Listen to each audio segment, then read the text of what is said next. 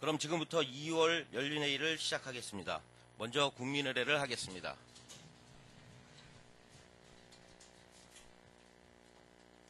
국회에 대한 경례.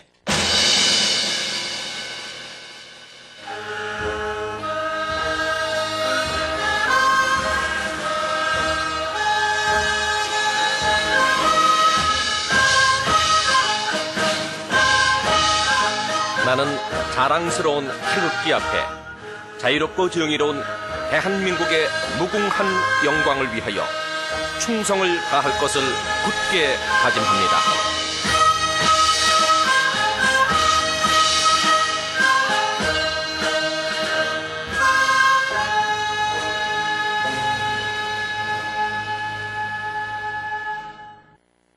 바로 모두 자리에 앉아주시기 바랍니다. 다음은 표창 수여가 있겠습니다.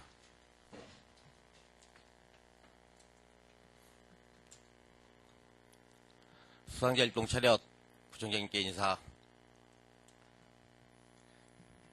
표창장, 보건의료과 주무관 김성란. 위 공무원은 평소 근무 성적이 우수하고 맡은 바 직무를 성실히 수행함으로써 구정 발전에 기여한 공이 크므로 이에 표창합니다. 2018년 2월 28일 금천구청장 차성수. 부상은 20만 원 상당의 전통문화 상품권입니다. 표창장 청소행정과 주무관 신동균. 이하 내용 같습니다.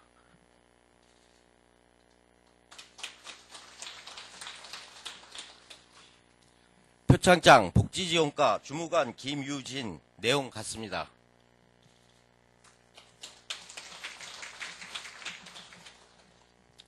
수상자 하셔야 되는데. 차렷, 구청장님께 인사. 이상 표창 수여식을 마치겠습니다.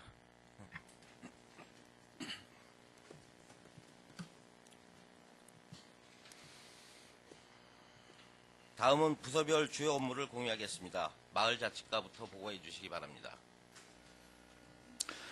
예, 마을자치과장입니다. 제7회 전국 동시지방선거 공무원 선거 추진에 대해 보고드리겠습니다.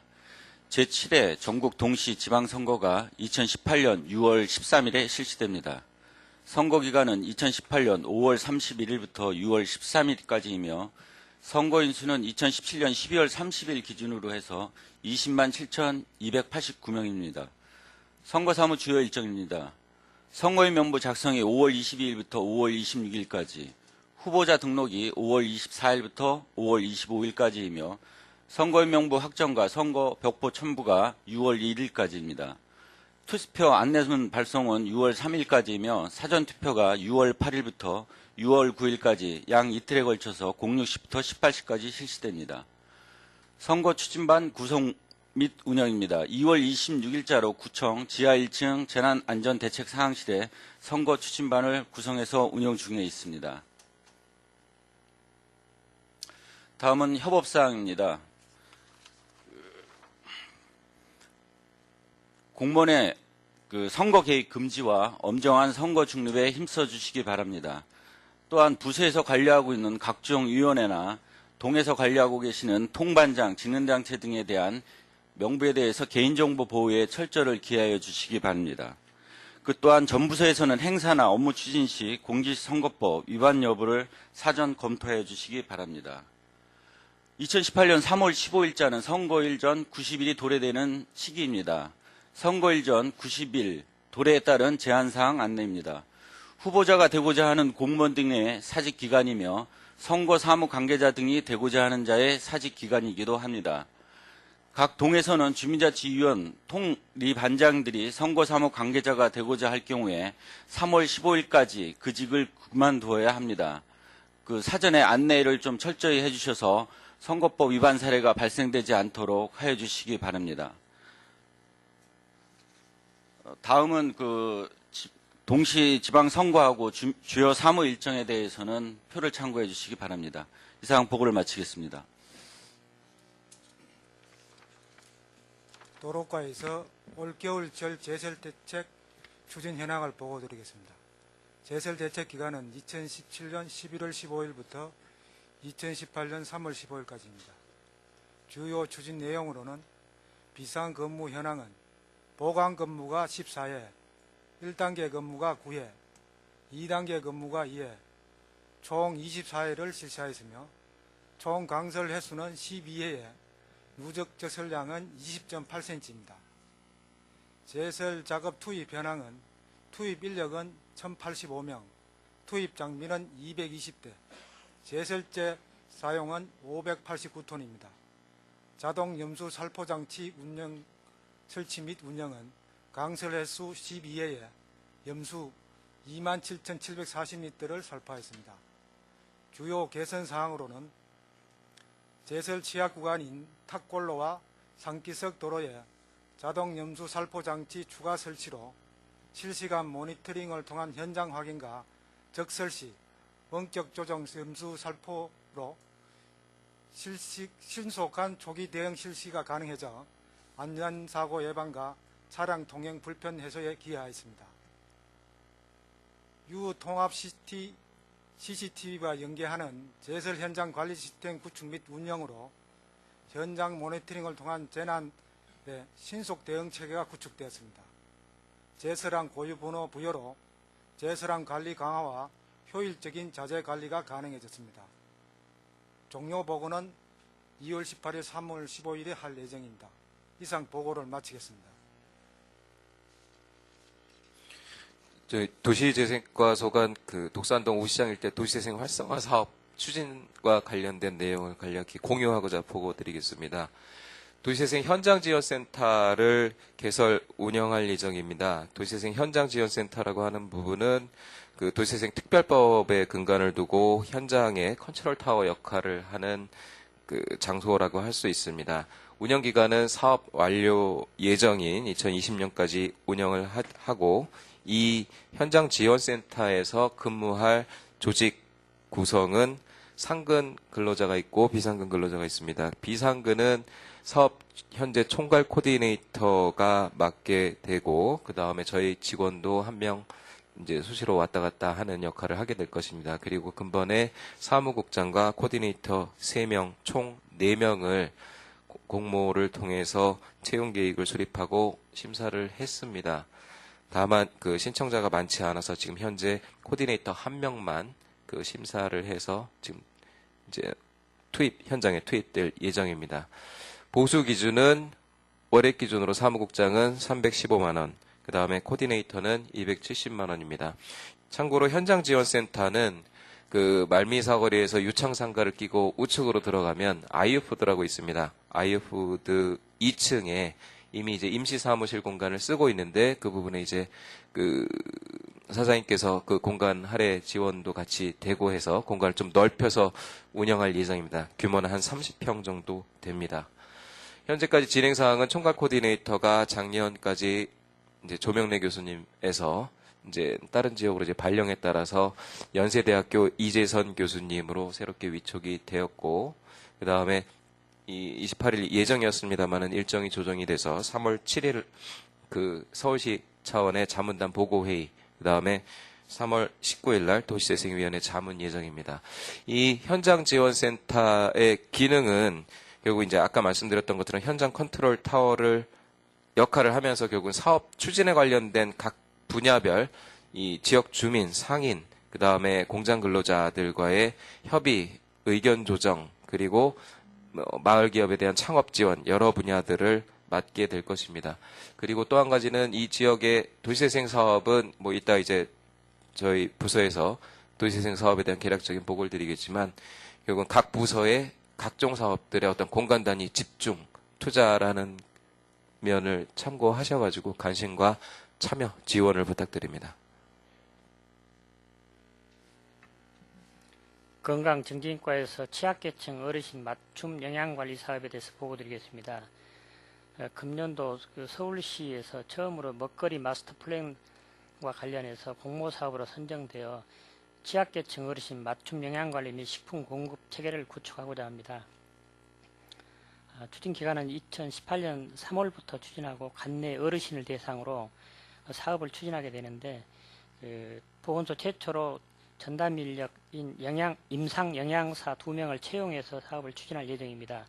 찻동 사업과 연계하여 대상자 발굴 및 선정하고 영양 문제를 판정해서 개인별 등록 관리, 영양 꾸러미 처방 및 지원하게 됩니다.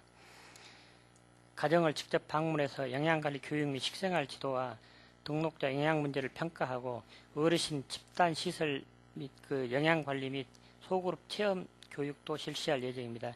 이에 따른 소요 예산은 1억 7,100만 원이 소요되는데 공모사업에 선정된 시비 1억 5,100만 원과 구비 2천만 원이 소요될 예정입니다. 사업 추진은 그 사회복지과 무료급식센터 등 노인시설 관리 및 그 복지 플랜들과 같이 협업을 추진하고 보건의료과에는 찻동 방문간호사, 동주민센터 같이 추구관리 및 모니터링을 같이 실시하게 되는데 서울시의 그 사업 모형 개발을 위해서 많이 그 지원을 이렇게 받고 있습니다. 그래서 우리 구의 어르신들이 취약계층 어르신들이 영양 문제가 많이 개선될 수 있도록 협조를 부탁드리겠습니다. 이상 보고를 마칩니다.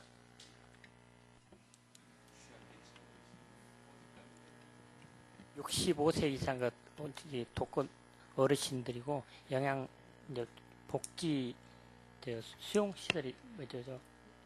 그 200명 저희가 선정하게 복지 시설에 돼 있는 200명을 선정하게 됐습니다. 관계없이 200명을 영양 취약 어르신으로 200명을 저희가 선정하게 돼 있습니다.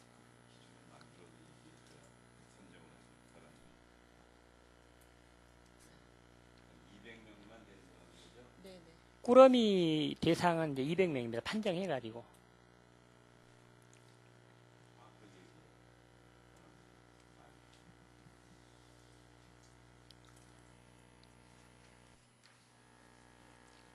네, 주택과장입니다. 최근에 그 지역주택 사업과 관련해서 검증되지 않은 주택조합이 구성이 돼서 움직임이 있어서 그걸 공유하고자 보고를 드리겠습니다. 지역주택조합 사업은 무주택자나 85평방미터 이하 주택 소유자를 대상으로 해서 조합을 구성해서 아파트를 건립하는 사업인데요.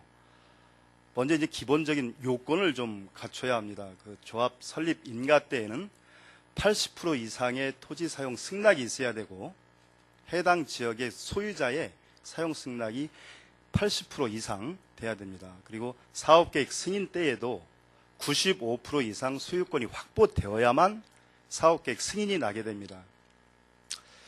근데 이제 최근에 그 서울시 특히 이제 구로구 쪽이나 안양시 쪽에 이 검증되지 아니한 그런 주택조합들이 활동하다가 피해가 된 사례가 있었습니다. 먼저 이제 조합을 구성하려면은 해당 지역의 토지 80% 구성이 안 된 그런 사안이 있음에도 불구하고 마치 조합이 적법하게 구성된 것처럼 사업계획 승인이 난 것처럼 이렇게 홍보를 해서 심지어 그 사업비 확정된 사업비까지 이렇게 제시를 하는 등의 어떤 그 홍보를 해서 조합원을 많이 이렇게 구성을 해서 추진하다가 중단됨에 따라서 이렇게 이제 주민들에게 그대로 피해가 된 사례가 있었는데요. 지금 현재 그 서울시 이 구로구 쪽하고 안양시 쪽에서 많은 활동을 하고 있는데 우리 구에도 그런 게 우려돼서 공유하고자 합니다. 이 각 부서장님과 동장님께 그 부탁의 말씀을 드리겠습니다. 관내를 순찰하시면서 지역주택 조합 사업을 한다는 어떤 현수막이나 프랜카드, 광고 사례가 있으면은 저희 부서로 알려주시게 되면 저희가 현장에 나가서 사실 관계 유무를 파악해서 정확하게 주민들에게 이렇게 알려드림으로써 피해를 줄이고자 합니다. 혹시 관내 순찰하시다 그런 사항이 있으면은 저희 부서로 알려주시길 부탁드리겠습니다. 이상입니다. 해당 사안 관련해서 지금 각 동에서 혹시 진행되는 거 있는지 얘기 좀 해보세요. 각 동별로요? 그러니까 자기 동에서 이런 일이 있는지 얘기를 좀 해보시라고요,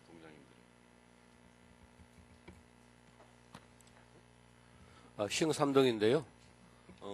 지금 그 석수 역세권 개발 지역에 저번에 지역주택조합이라고 하나 왔었는데 조금 활동하다가 지금은 그 활동을 안 하는 상태입니다. 활동을 하다가 활동을 지금 접었고 다른 뭐 단체들이 와서 또 활동하는데 뭐 60% 받았다고 하는데 사실상 그 명확한 뭐 증거 같은 건 없고 그렇습니다. 그러니까 이 주택과에서 명확하게 해줘야 되는데 네. 이게 민간인들이 하는 사업이어서 80% 동의를 받기 전까지는 자기네들이 사무실을 구성하고 거기서 조합원을 모으기 위한 활동을 할 거 아니에요. 그렇죠. 그걸 불법이라고 할 수는 없잖아요. 불법이라고 할 수는 없는데 네. 조합이 구성 요건을 갖추지 않은 그런 이제 추진체는 무슨 문제가 있는 걸로 이렇게 파악이 되고 아니, 있습니다. 그러니까 80% 동의를 받기까지 무슨 활동을 해야 될 거 아니에요. 그냥 80%가 한꺼번에 어떻게 그렇죠. 모아죠? 예, 그렇긴 합니다. 예. 그렇긴 합니다만이 아니라 그걸 명확하게 하셔야 예. 이게 되지. 이렇게 얘기하면 조합을 하겠다고 하는 사람들은 불법 활동이 돼요. 잘못 얘기하면. 그렇죠. 예. 불법 활동이 아니잖아요. 조합원 모집하는 게. 그렇죠. 불법 활동은 아니지만 네. 저희들에게 이제 알려주시게 되면 적법하게 이렇게 추진 절차를 거쳐서 하는지에 대한 여부 이런 걸 좀 파악해서 그러니까 우려가 뭘 있는 사항들에 대해서는 어떻게 하면 적법하게 추진하는 건데요? 이제 그 사업 이제 아파트를 건립하기 위한 이제 절차가 있지 않습니까? 아니, 절차가 80% 조합되기 전까지 예. 추진위원회를 구성하게 돼 있어요? 근데 이런 거죠. 지금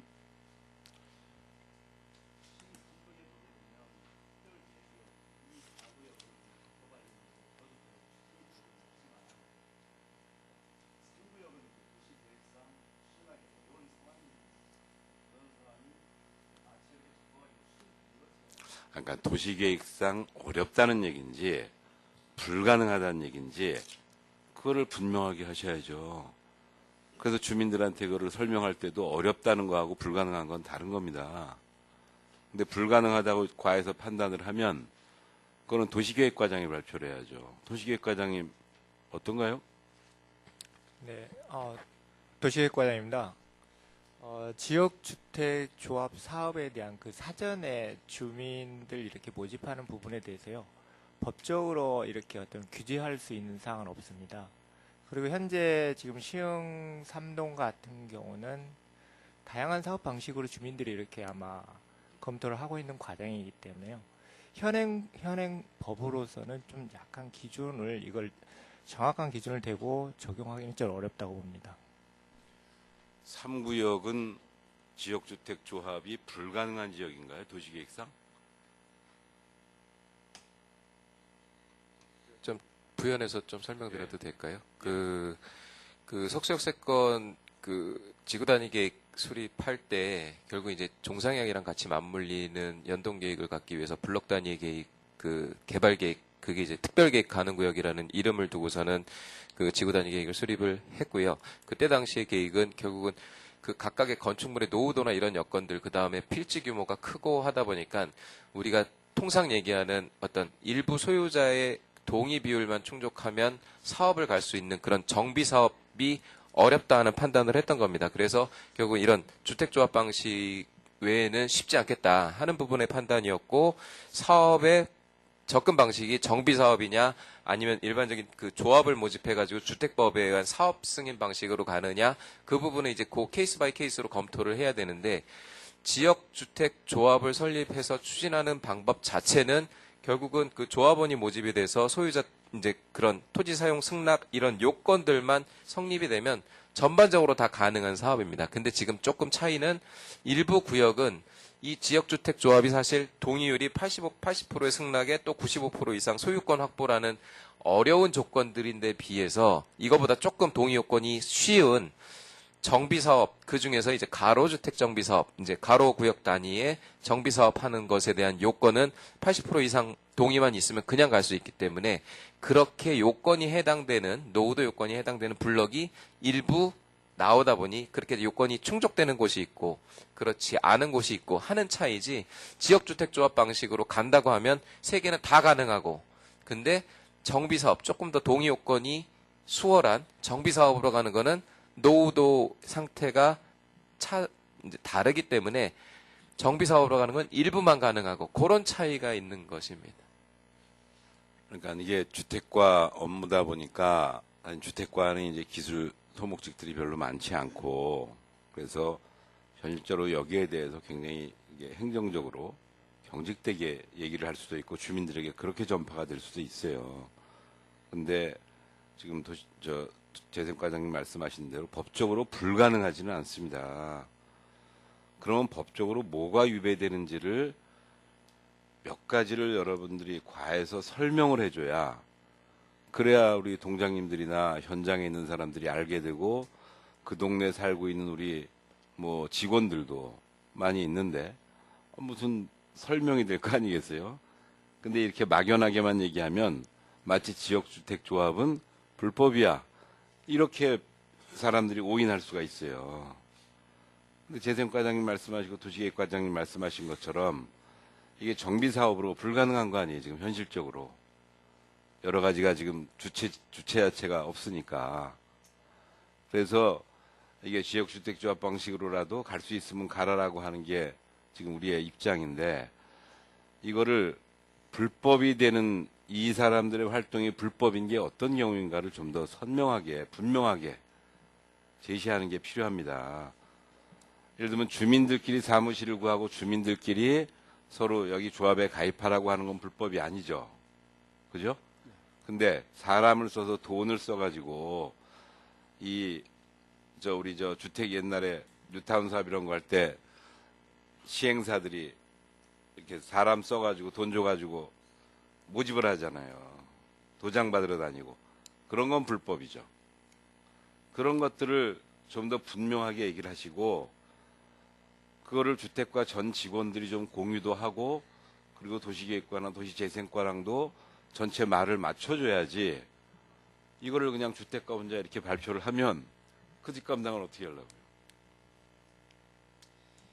그러니까 피해가 예상될 수도 있지만 피해를 최소화하는 게 아니면 없애는 게 우리들의 목표지만 그렇다고 민간에서 하는 활동을 이렇게 불법인 것처럼 얘기하면 뒷감당을 할 수가 없어요. 그래서 해당되는 부서들은 이 부분에 대해서 주택과하고 긴밀하게 협의해서 어디까지 우리가 설명 가능하고 어디까지 주장할 수 있는지를 좀 더 분명하게 얘기를 모으셔야 됩니다. 아시겠죠? 예, 알겠습니다. 그래서 지금 세과가 이거 갖고 한번 전체 논의하셨나요? 예, 사실 뭐 지난번에 그 민원 사항이 있다고 그래가지고 뭐 주택가나 도시계획과나 그런 얘기들 같이 공유하고 있습니다. 그래서 전체적으로 주민들에게 설명하고 얘기할 수 있는 이 동일한 기준들과 원칙들을 좀 만들어 내셔야 됩니다. 그래서 어느 과에서는 된다 그러고 어느 과에서는 어렵다 그러고 이렇게 얘기하면 주민들이 혼란스러울 수밖에 없어요. 예, 좀 더 피해 사례를 구체적으로 파악을 해서 그러니까 피해 사례를 구체적으로 파악하고 지역주택조합이 법적으로 할 수 없는 행동이 있습니다. 그런 것들을 분명하게 제기해 주시고 문제 제기를 하는 게 맞는 거지 그냥 이렇게 막연하게 딴 곳에 피해 사례가 있으니까 이 피해 사례 때문에 안 돼. 이거는 구청 입장에서는 쉽게 주장할 수 있는 것이 아니에요. 아시겠죠? 예, 알겠습니다. 특히 이게 지금 시흥 3동 지역만 이게 있죠? 그죠? 예. 그렇기 때문에 동장님하고 같이 아마 시흥 3동에서는 팀장님들까지 같이 해가지고 그 관련 부서들이 같이 논의해서 똑같은 목소리를 낼 수 있도록 그렇게 좀 정리를 좀 하셔야 됩니다. 그냥 주택가 혼자서 이렇게 얘기하시면 나중에 뒷감당이 안 돼요. 그렇게 정리합니다. 이어서 3월에 추진할 주요 업무 및 행사를 함께 공유하겠습니다.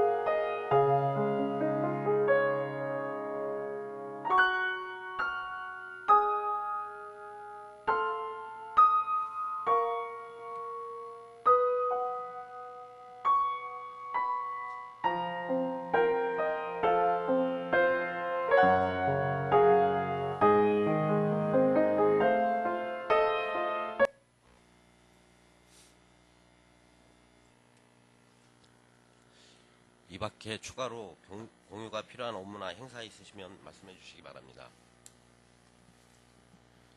네, 없으시면 다음은 도시재생에 대하여 도시재생과 이혁재 팀장이 발표하겠습니다.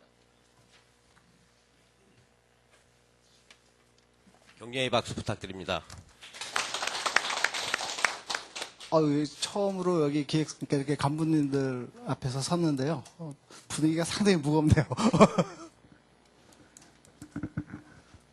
금일 그 도시재생이라는 주제로 발표하게 될 도시재생과 정책팀장이었습니다.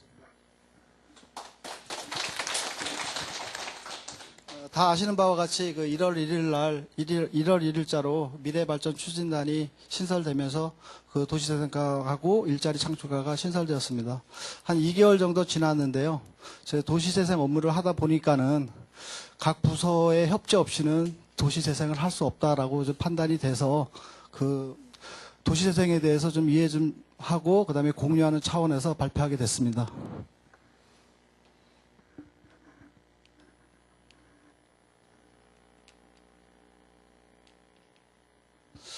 도시재생 오늘 발표할 내용은요. 도시재생이 뭔지 개념 정도로 발표하고요. 그다음에 도시재생 사업이 뭔지, 그다음에 활성화 지역하고 활성화 계획이 그런 용어들이 많이 나오는데 그런 용어들에 대한 설명, 그리고 정부의 도시재생 뉴딜 정책의 어떤 동향이라든지, 그리고 항상 구청장님께서 말씀하시는 저층 주거지 문제가 좀 심각한데요. 거기에 대한 어떤 재생 방향, 그리고 향후 도시재생의 추진 어떻게 나가야 될지 그런 순서대로 개념 정도로만 발표드리겠습니다. 이거는 청계 고가도로 다 아시죠? 1976년도에 청계천을 복구하고서 청계 고가도로를 건설했는데 한 40년 정도 지나다 보니까는 낡고 도시의 흉물로 자리 잡았죠. 이거를 자연 상태로 복원해서 시민의 품으로 돌려준 물길 재생 사업의 대표적인 도시재생 사업의 유형입니다. 봄이 되면은 한번 가족과 함께 나들이 한번 하는 것을 추천드립니다.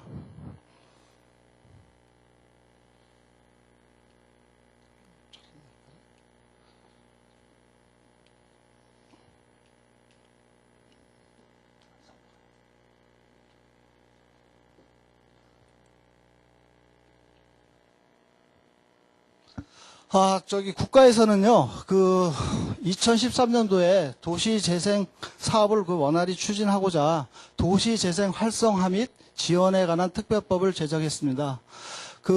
도시재생법 제2조에 보면은 도시재생에 대한 정의가 있는데요. 딱 두 줄로 요약하면은 쇠퇴하는 도시를 활성화하는 것이다. 어떻게 통해서, 무엇을 통해서 지역 역량의 강화 및 지역 자원, 기존의 어떤 자원을 활용을 통해서 물리적인 부분뿐만 아니라 경제, 사회, 환경적으로도 활성화시키는 것이다라고 정의하고 있습니다. 그래서 궁극적인 목적은 파괴된 지역 공동체를 회복하고 국민의 삶의 질을 향상시키는 것이다라고 정의하고 있습니다. 그러면 쇠퇴하는 도시는 또 요건을 또 정했습니다. 시행령 제17조에 인구, 산업, 건물 이 세 가지 부분 중에서 두 가지 이상이 부합하면은 도시 재생 활성화 지역으로 선정할 요건을 갖추게 됩니다. 요건을 갖추게 되면은 지원을 각종 혜택 지원을 국비를 받을 수 있는 요건이 되는 거죠. 그래서 인구 같은 경우에는 최근 30년 인구가 가장 많았던 시기 대비 한 20% 이상 감소하거나 연속적으로 3년 이상 인구가 감소한 곳, 그리고 최근 10년간 사업체 수가 가장 많았던 시기 대비 5% 이상 감소, 또는 연속적으로 3년 연속 사업체 수가 감소한 곳, 그리고 준공 후 20년 이상 지난 건축물이 50% 이상 된 곳 중에서 두 가지 이상 부합되면은 도시 재생 활성화 지역으로 선정할 요건을 갖추게 됩니다. 불행인지 다행인지 모르겠지만은 저희 금천구는 2016년 12월 도시 쇠퇴 현황 자료를 보면은 가산동과 시흥 1동을 제외한 8개 동이 이 부분에 해당이 됩니다. 그래서 도시재생 활성화 지역으로 선정할 요건을 갖추었다고 볼 수 있습니다.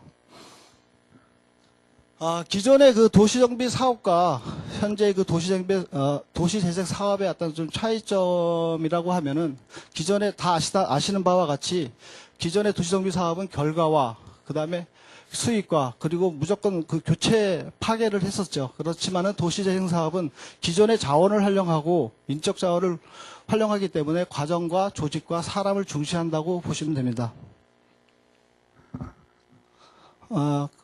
그래서 그 도시재생을 하기 위해서는 행정과 주민과의 그 역할을 하는 도시재생센터를 만들어서 상호 협력해서 같이 의논하고 공감하고 계획해서 그 갈등을 완화하는 방향으로 지금 추진하고 있습니다.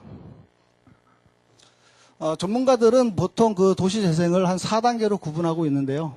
그 준비 단계, 주민과 같이 그 머리를 맞대서 그 공감하고 어떻게 계획할 건가를 준비를 하고 준비를 끝나면은 어떠한 사업을 할 건지 같이 계획하는 추진 단계 그리고 사업을 시행해서 향후에는 그러니까 민간 주도로 그 사후 관리를 할 수 있게끔 하는 것이 도시재생 단계입니다. 한 5가지로 요약을 했는데요. 도시재생은 그 물리적인 정책뿐만 아니라 모든 경제, 사회, 문화의 정책의 어떤 총합이다라고 좀 말씀드릴 수 있고요. 그 다음에 도시계획 관점에서 좀 중요하다고 하고, 그리고 어떤 장소를 갖다가 장소 중심적으로 선택과 집중을 해야지만이 어떤 효과를 발휘할 수 있다고 보고 있습니다. 계속 말씀드리는데 그 도시재생 활성화 지역, 활성화 계획, 도시재생을 하면서 계속 이런 용어들이 많이 나옵니다. 그 도시재생의 어떤 계획과 추진 체계를 보면은 국토부에서 2013년도 12월 달에 국가 도시재생 기본 방침을 만들어서 고시를 했습니다. 거기에는 어떻게 도시재생을 어떻게 나가야 될 방향 정도를 제시했고 10년 단위로 법정 계획을 수립하게 되어 있습니다. 그러면 그 기본 방침을 토대로 서울시장은 도시재생 전략 계획이라는 것을 수립을 하게끔 되어 있습니다. 그래서 2015년도에 서울시가 도시 전략 계획을 발표했는데요. 거기에는 활성화 지역, 그러니까 활성화 지역하고 그 다음에 활성화 계획을 어떻게 수립을 해서 나가야 되는 방향을 전략계획에 담았습니다. 그러면 전략계획을 담은 다음에 또 서울시에서는 그 활성화 지역에 대해서 그 종합적으로 실행 계획을 수립하고 그 다음에 그 수립한 그 근거로 해서 각각의 그 도시재생 사업을 추진하게 됐습니다. 저희 구 같은 경우는 우시장 일대가 해당이 되는데 지금 그 도시재생 활성화 계획을 수립 단계에 있다고 보시면 됩니다. 그리고 그 도시재생 사업에 대한 유형을 갖다가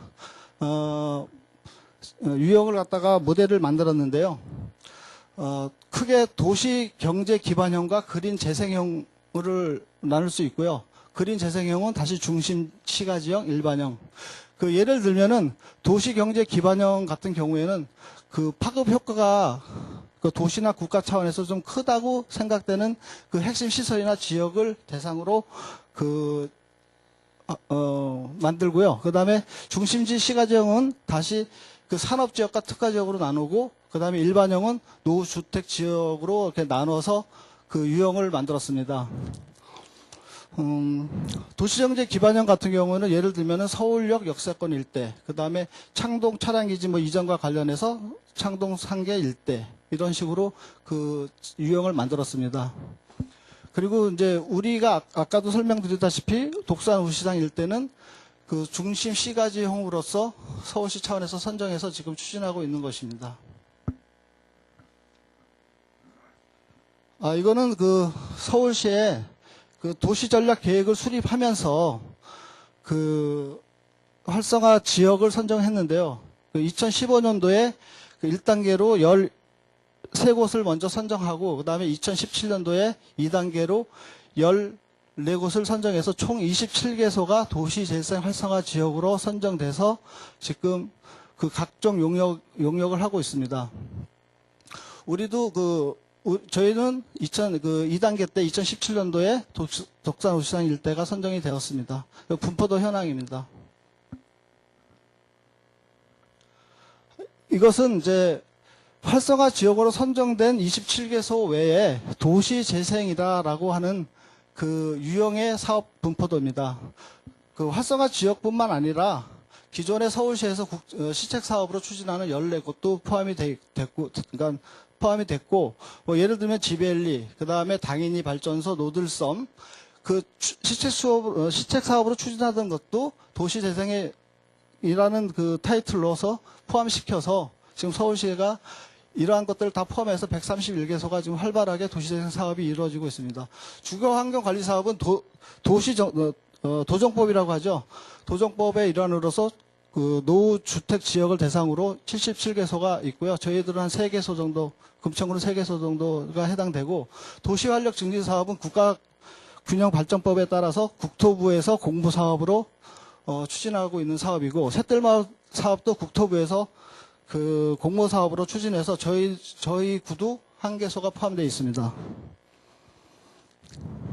그럼 우리 구의 어떤 그 유형별 도시재생 사업을 보면은 전에도 말씀드렸다시피 그러니까 독산동 우시장 일단은 활성화 지역으로 선정이 돼서 지금 그러니까 그 계획을 수립 중에 있고, 그 준비 단계라는 것이 있는데 서울시에서 모델을 만들어서 그 활성화 지역 이전에 그 주민의 어떤 역량을 강화하는 차원에서 그 최대 한 1억 건 정도를 지원해주는 공모사업으로서 3군데가 있습니다. 독산 일동은 시망 도듬 사업으로 해서 시망지 이전에 시망 도듬 사업을 추진하고요. 그 다음에 독산 이동은 지금 독산동 일대에 대해서 시망지 사업을 지금 하고 있습니다. 그리고 시흥 이 구역 해제 지역은 그 맞춤형 도시재생 사업이라고 해서 시망지 사업이라 해서 지금 마스터 플랜을 좀 수립하고 있습니다. 그리고 도정법에 따라서 이제 주거환경 관리 사업이 있는데요.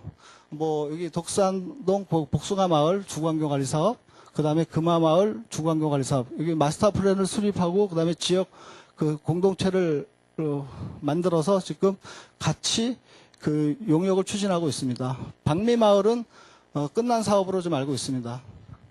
그 샛들마을 사업은 그 암탉이 우는 마을을 대상으로 해서 국토부에 공모를 해서 작년에 선정이 돼서 지금 이것도 지금 그 마스터 플랜을 좀 수립 중에 있습니다. 시망 도듬 사업과 이거는 좀 넘어가겠습니다. 이거는 그러니까 서울시에서 그 모델을 제시했는데 이 활성화 계획 수립 단계에서 주민 역량이 부족하다 보니까는 상당히 많은 시간이 소요되다 보니까는 선정되기 이전에 준비를 좀 해라 해서 역량을 좀 강화해서 활성화 계획이 지정이 되면은 바로 실행할 수 있게끔 역량을 강화하는 프로그램이라고 보시면 됩니다. 이전에까지는 이제 도시재생에 대해서 말씀드렸고, 그럼 도시재생 사업이라는 것이 또 법적으로 또 지정이 되어 있습니다. 그 도시재생법 제7조를 보면은 11가지 유형이 있습니다. 한마디로 말씀드리면은 도시재생 사업은 도시재생 활성화 지역에서, 그러니까 도시재생 활성화 계획에 따라서 시행하는 사업인데요. 그 예를 들면은 그 지방자치단체가 도시재생을 위해서 추진하는 일련의 모든 사업들을 갖다가 도시재생 사업이라고 볼 수 있습니다. 그래서 지금 각 부서에서 추진하는 개별 사업 자체는 그 도시재생 사업이라고 볼 수는 없지만은 그 활성화 지역, 우시장 일대에서 일어나는 모든 사업은 예를 들면은 도시재생 사업이라고 볼 수 있다라고 간단하게 말씀드릴 수 있습니다.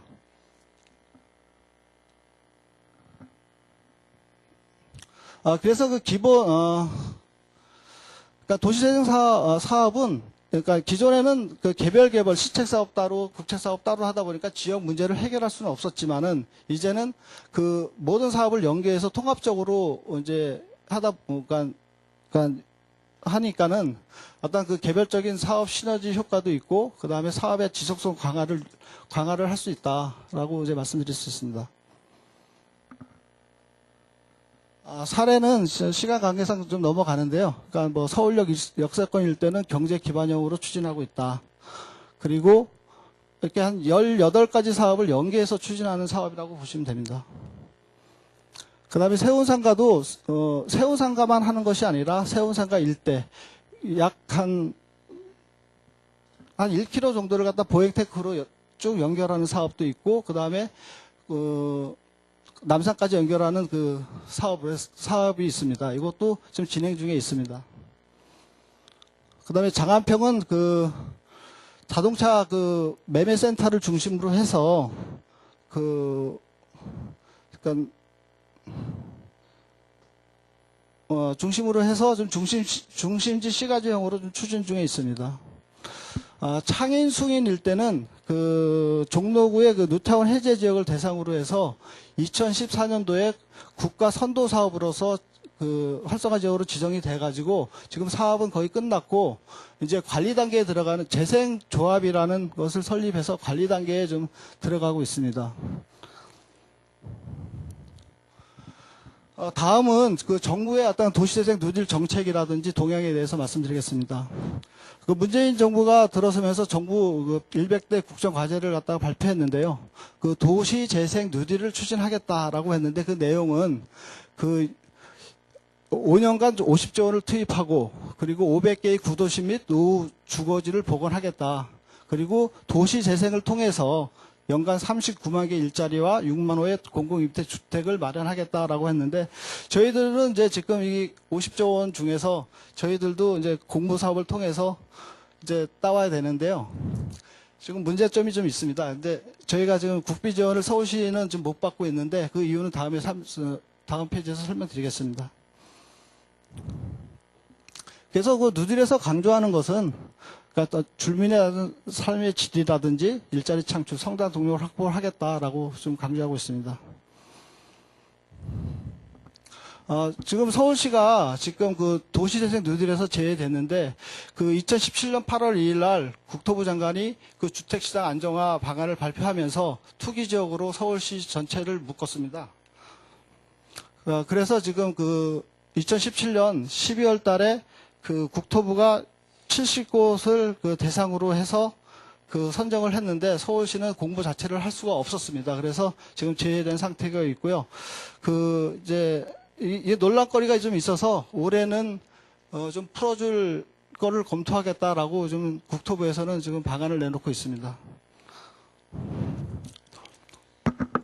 17년 12월 14일 날 그 국토부에서 그 도시재생 누질 사업 70곳을 대상으로 해서 68곳을 선정했습니다.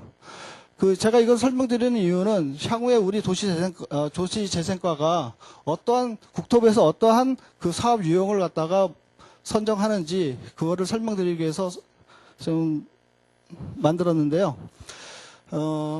아까도 설명드리다시피 그 경제 기반형, 중심지 시가지형, 일반형만 있었던 게 아니라 지금 우리 동네 살리기 위해서 5만 제곱미터 이하의 그 소규모 밀집 지역을 대상으로 우리 동네 살리기, 그 다음에 주거지 지원형 해서 이렇게 그 선정 방식을 지금 내놨고요. 그러니까 2018년도에도 한 100곳을 정도 더 선정할 예정에 있다고 합니다. 그래서 저희도 거기에 맞춰서 정책을 좀 수립해야 되지 않나 생각됩니다. 이게 좀 저층 주거지는 좀 어려운 문제인데요. 하여튼간 이렇게 저도 발표하면서 이렇게 조사를 좀 해봤는데 서울시 면적이 605km제곱미터더라고요. 근데 그 중에서 저층 주거지가 134km제곱미터, 한 40%인가 이렇게 정도 저층 주거지 중에서 일반 저층 주거지가 101.8km제곱미터에서 76%를 이제 보이고 있고요. 이게 금천구의 문제만이 아니라 서울시 전체적인 문제입니다. 대부분 저층 주거지는 다 알다시피 관리와 지원이 좀 미흡한 실태에 있습니다. 그래서 그러니까 물리적인 여건뿐만 아니라 경제 사회적인 측면에서도 어떤 대표적인 재생 지역 필요 지역입니다. 지금 그 자료를 보시면은 이 서남권과 동부권 일대로서 저층 주거지가 집중 분포하고 있는 것을 볼 수 있습니다. 그리고 환경적인 측면에서도 뭐 방범이라든지 치안 문제, 그리고 교통, 불법 주차 문제, 그다음에 쓰레기 문제 등 어떠한 각종 문제들이 좀 심화되고 있다고 보고 있습니다. 그리고 이제 그 해제 지역을 중심으로서 그 도시형 생활주택이 많이 다수 이렇게 신축되다 보니까는 그 둥지 내몰림 현상이 그 젠트리피케이션 및 그 커뮤니티 단절 문제가 우려되고 있습니다. 그래서 뭐 재생 방향은 좀 어려운 문제인데요. 하여튼간 좀 다양한 정책 전환이 좀 필요하지 않나라고 생각됩니다. 이제 앞으로는 이제 도시 재생 사업을 통해서 그 정책 전환을 좀 필요할 때다라고 보고요. 서울시하고 SH 공사가 그 단독 주택에 대해서 어떤 재생 모델을 갖다가 그러니까 만들었는데요. 그 아파트 수준의 어떤 공동 편의 시설을 갖춘 그 기반형 재생 단지를 조성하는 것이 조성에 대해서 나가지 않느냐라고 이제 이렇게 발표한 바 있습니다.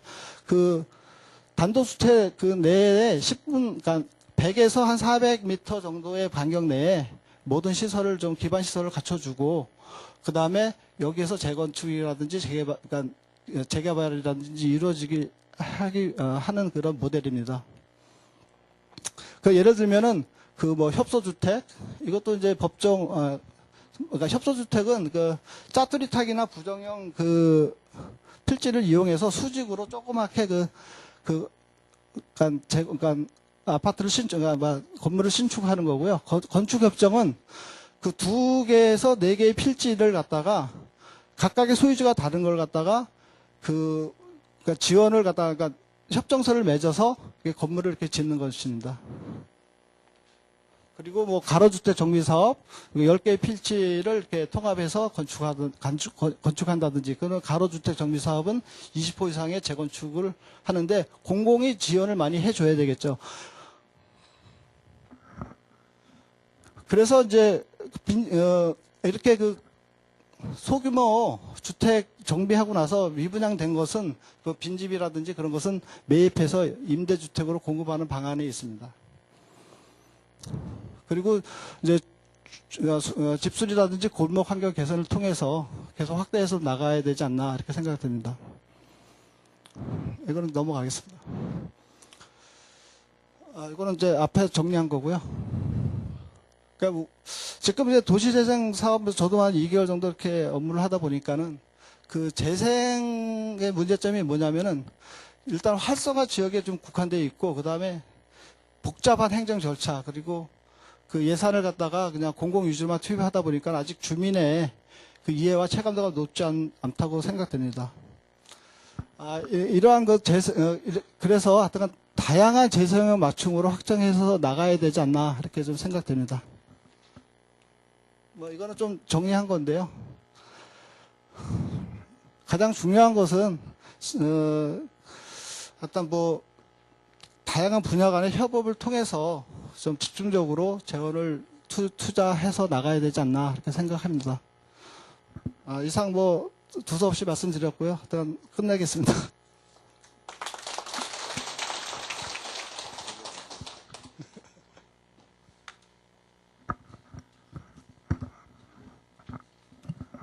질문 있으시면 해주셔도 네, 질문 있으시면 질문해 주시고요.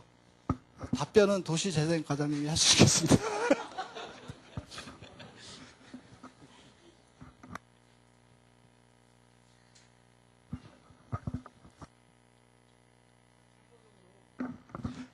PT는 저기 과장님이 많이 도와주셔서 만들었습니다.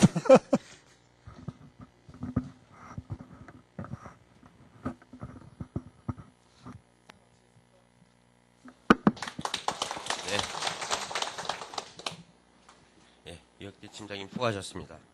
다음은 부구청장님께서 당부 말씀을 하시겠습니다. 예, 아까 마을 자치과장도 뭐 이번 그 지방선거에 대해서 보고를 했습니다만 이번 지방선거가 아시다시피 총선이나 대선과는 다르게 투표 용지도 많고 또 투표 시간도 많이 걸릴 거고 그다음에 투표 동선도 좀 복잡하기 때문에 특히 그 투표소 설치나 이런 부분에 있어 가지고 미리 어떤 그 사전 시뮬레이션이나 이런 걸 통해서 좀 차질 없이 진행될 수 있도록 신경도 많이 좀 써야 될 것 같습니다. 그리고 그 중앙정부에서도 지금 특히 그 공무원 선거 중립에 관련해서 여러 가지 또 뭐 강력한 단속이나 이런 이야기가 계속 나오고 있기 때문에 특히 그 공직선거법 위반 사례가 없도록 각별히 좀 신경 써주시기를 당부드리겠습니다.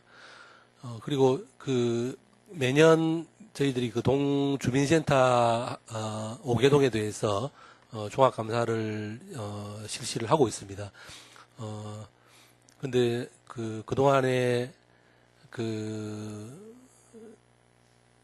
매년 하고 있음에도 불구하고 어떤 지적되는 사례들이 계속 동일한 사례들이 계속 반복적으로 지적이 되고 있기 때문에 좀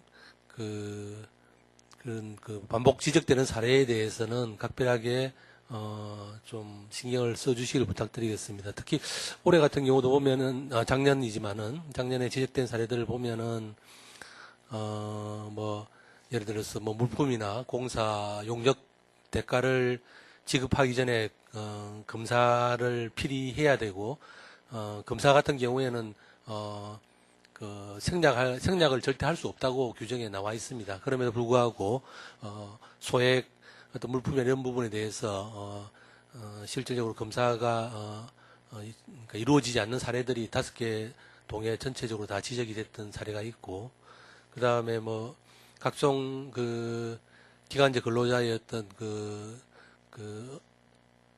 업무에 대한 어떤 대장이라든지 그 다음에 뭐 차량 관리나 이런 대장 관리가 부실한 경우들도 뭐 많은 동에서 지적이 된 사례가 있습니다.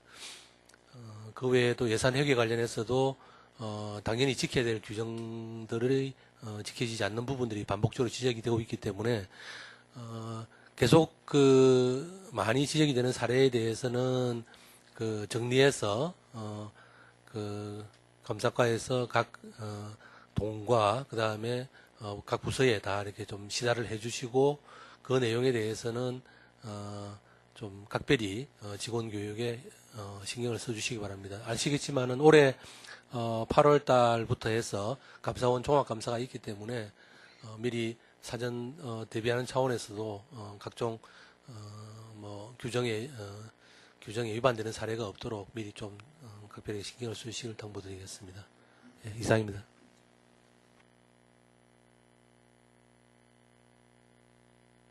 다음은 구청장님께서 당부 말씀을 하시겠습니다. 네, 부총님 말씀하셨는데 이 지방선거 법정사무 좀 철저하게 해주시기 바라고요. 지난번에도 투표소 관련해서 이런저런 민원들도 있었고 특히 장애인이 투표소를 이용하는 데 어려움들을 겪은 사례들도 있어서 투표소 설치를 비롯한 모든 법정 업무에 전년 사례를 좀 참고로 해서 각별하게 좀 문제가 없도록 그렇게 해주시고요. 투표 업무 관련해서 두 번째는 이제 공무원의 정치적 중립인데 각별하게 이 부분 법 위반이 없도록 그렇게 해주시고 우리 공무원들 이외에 실제로 해소는 안 되는 그런 직능단체들이 있죠. 예, 그 리스트들과 이런 것들을 해당 부서하고 다 공유해서 그렇게 좀 정리를 좀 해서 문제가 발생하지 않도록 해주시고요. 주민자치회의는 어떻습니까?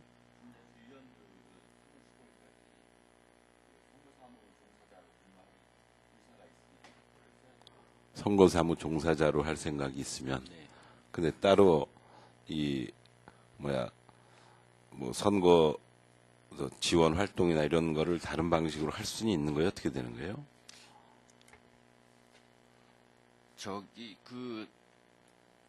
선거 사무에는 종사할 수가 없습니다. 지금 선거 사무라고 하는 건 어디까지를 얘기해요? 선거 우리가? 운동이거나 아니면 예. 뭐 투표 사무 종사원 등을 예. 해갖고는 할 수가 없습니다. 그거 말고는 정당 활동으로서의 특정 후보를 지지하고 이러는 거는 주민자치회당이나 주민자치회원이나 누구나 할 수 있는 건가요? 자유롭게? 정당 활동은 법적으로 돼 있는 거기 때문에 할 수는 있는데 선거 네. 사무나 그러니까 선거 사무가 아니라 네. 선거 지원 활동을 어떤 식으로든 하는 거는 불가능한 건가요? 네, 그렇게 알고 있습니다. 다시 한번 정확하게 그 범위를 한번 좀 정리해 보세요. 예? 선거 사무부 회계관계자나 네. 책임자가 못 되는 거지. 네. 개인적으로는 할 수 있는. 그러니까 조금씩 얘기가 다를 수 있어서 그 절대 안 되는 선거에 개입하는 어떤 행위도 안 된다라고 하는 건 누구를 지지하거나 이런 활동도 해서는 안 된다는 거예요, 현실적으로. 네. 그래서 어디까지를 할 수 있고 할 수 없는지를 좀 더 분명하게 그런 뭐 선관이랑 협의도 좀 해서 명확하게 지침을 좀 주셔야 가능할 것 같습니다. 기존의 직능단체뿐만 아니라 다양한 마을 공동체 활동을 하고 있는 단위들도 있어요. 그죠? 예. 그래서 그렇게 좀 정리해 주시고, 우리 구청 입장에서는,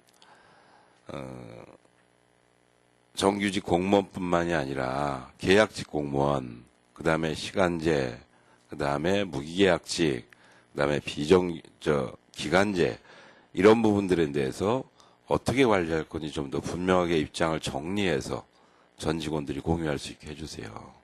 그래서 이걸 준공무원처럼 이거를 기간제까지 다 할 건지 아닌지를 좀 더 분명하게 정리를 좀 해주셔야 됩니다.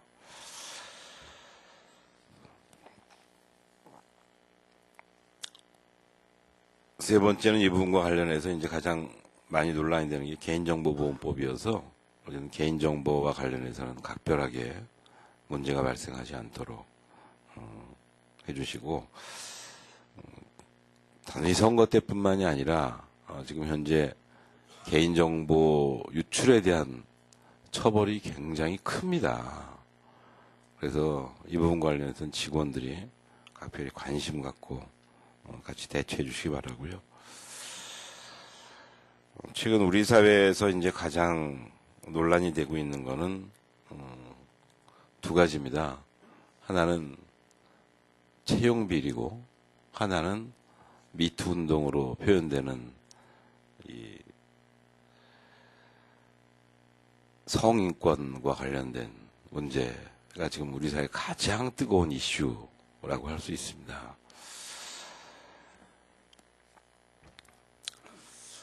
대체로 채용 비리도 그렇고, 그다음에 성인권과 관련해서도 마찬가지로 이 부분은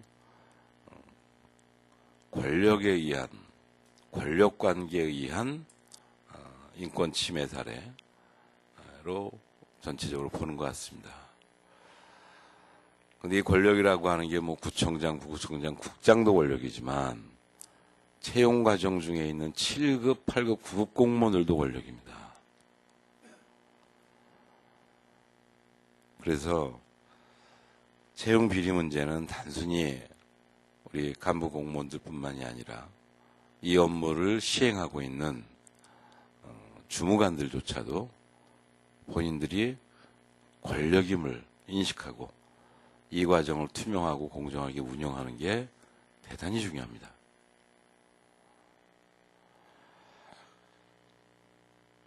미투운동으로 나타난 성희롱, 성추행, 성폭력 뭐 이런 형태는 다소 정도의 차이는 있지만 제가 금천구청장에 취임한 이래로 수시로 반복돼서 민원이 제기됐던 문제이기도 합니다. 우리 구청 간부직이 그러진 않았지만 공모사업을 미끼로 중앙부처 공무원이 우리 여직원을 성희롱하고 성추행한 적도 있습니다.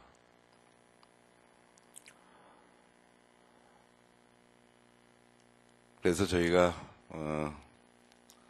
이 부분 관련해서는 특별히 간부 공무원들 상위 직급에 있는 모든 사람들이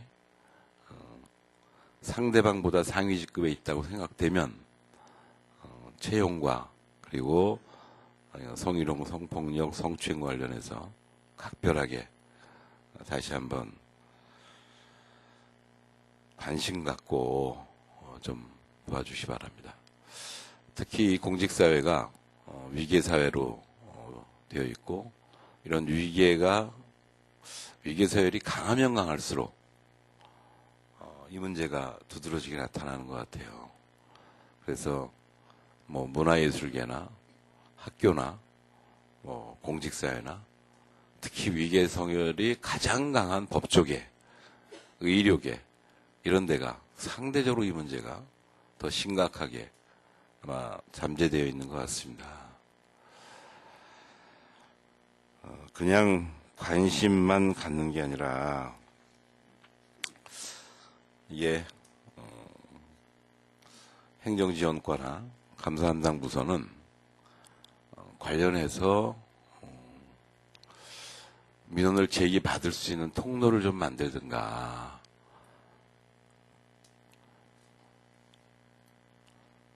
이게 공개적으로 이 내부에서 정화하고 자율적으로 정리될 수 있는 그런 제도적인 기반을 좀 만드는 게 필요합니다. 앞으로도. 여기에 뭐 채용 비리와 이 성인권 문제와 관련해서 사실은 이제 상위직의 갑질 문제 이런 게 사실은 직장 내에서 항상 문제가 되고 있어요. 이 세 가지 문제를 다 같이 조직 내에서 사실 인권 직급과 상관없이 개인 개인의 인권을 보호하고 강화한다는 차원에서 이걸 제도적으로 이걸 민원을 좀 받을 수 있고 비공개로 해서 그리고 이거를 해결할 수 있는 방식을 찾아야 됩니다. 저는 이 자율정화 능력을 갖추는 게 대단히 중요하다고 생각하는데 이런 자정 능력을 할 수 있는 제도적인 틀을 좀 같이 만드는 거를 노조하고도 협의해서 진행하시기 바랍니다. 그냥 우리한테서 이런 문제가 공개적으로 터지지 않아서 그냥 다행이야 이렇게 넘어갈 일이 아니고 실제로 이런 일들이 사소하게라도 발생하지 않도록 각별하게 관심 갖고 해주시기 바랍니다. 아울러서 이 부분 관련해서 제가 한번 직원들에게도 경고를 하긴 했는데 직원들 사이에 유언비어로 이런 거를 유포하는 사례가 생각보다 많이 있습니다.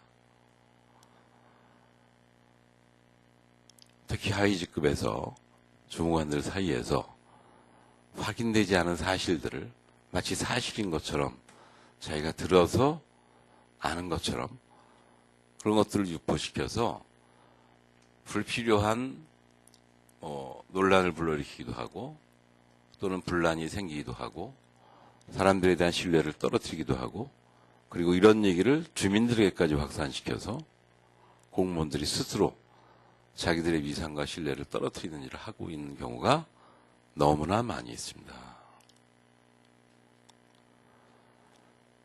자기 문제뿐만이 아니라 타인의 문제에 대해서 확인되지 않고 그리고 자기가 직접 목격한 것이 아닌 사실들에 대해서 그런 유언비어들을 유포하는 확산자가 되지 않게 각별하게 경고를 합니다.